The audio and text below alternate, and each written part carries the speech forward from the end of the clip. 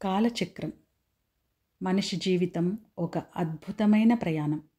జీవన పయనంలో 3 ప్రధాన శక్తులు మనల్ని ముందుకు నడిపిస్తాయి. అవేంటంటే భావం, కర్మ, కాలం. భావం మన మనసులో ఆకాంక్షలను రేకెత్తిస్తుంది. కర్మ వాటిని కార్యరూపంలో పెడుతుంది. కాలం మాత్రం అన్నిటికీ పరిమితులు విధిస్తుంది. కాలగమనాన్ని ఎవరూ అడ్డుకోలేరని విదురనీతి చెప్పిన మాట మనందరికీ అనుభవైక వేద్యమే. ప్రాచీన భారతీయులు, తాత్వికులు, మునులు అందరూ కాలాన్ని జీవనాధారమైన సత్యంగా చూశారు. కాలం మహాశక్తివంతమైనది. అది సృష్టిలోని అన్నిటినీ తన స్వాధీనంలోకి తీసుకుంటుంది.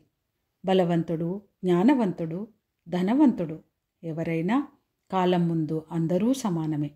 పనులు వాయిదా వేయడమంటే కాలయాపన చేయడమే. సమయాన్ని వృధా చేయడమంటే జీవితాన్ని వృధా చేసుకోవడమే. నేటి వేగవంతమైన ప్రపంచంలో సమయపాలన ముఖ్యమైన జీవన నైపుణ్యం. సమయాన్ని సద్వినియోగం చేయడం అనేది భక్తిలో మొదటి మెట్టు అనేది గురువుల బోధన అర్థం చేసుకుంటే జీవితాన్ని అద్భుతంగా మార్చుకోవచ్చు. సమయాన్ని మిత్రుడిగా అవగాహన చేసుకున్నవారు మాత్రమే లక్ష్య సాధనలో ముందుంటారు. కాలాన్ని ప్రణాళికాబద్ధంగా వినియోగించుకునేవారు స్పష్టమైన నిర్ణయాలు తీసుకుంటారు. ప్రాధాన్యాలు నిర్ణయించుకోగలరు. ఒత్తిడికి గురవ్వరు. రోజు ముగిశాక ఆ వేళ తన సమయాన్ని ఎంత సద్వినియోగం చేసుకున్నాను అని స్వీయ పరిశీలన చేసుకుంటారు. ఆ క్రమంలో చేసిన సత్కార్యాన్నో, గతంలో మొదలుపెట్టిన పని పురోగతినో నమోదు చేసుకోవాలి.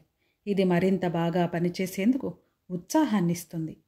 కాలం ప్రవహిస్తున్న నది లాంటిది. దాన్ని ఆపలేం. కానీ దాన్ని ఎలా ఉపయోగించాలన్నది మాత్రం మన చేతిలోనే ఉంది. కాలం నిశ్శబ్ద గురువు. ఎవరిని ఎలా తీర్చిదిద్దాలో దానికి తెలుసు.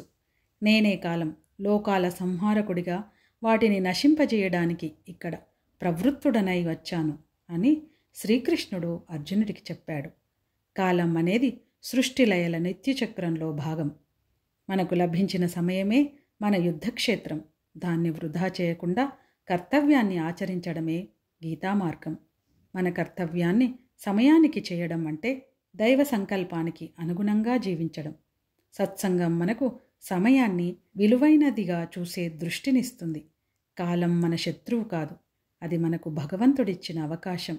మన జీవితాన్ని నిర్మించగల శక్తి ప్రతిరోజు, ప్రతి గంట, ప్రతి క్షణానికి ఉంది.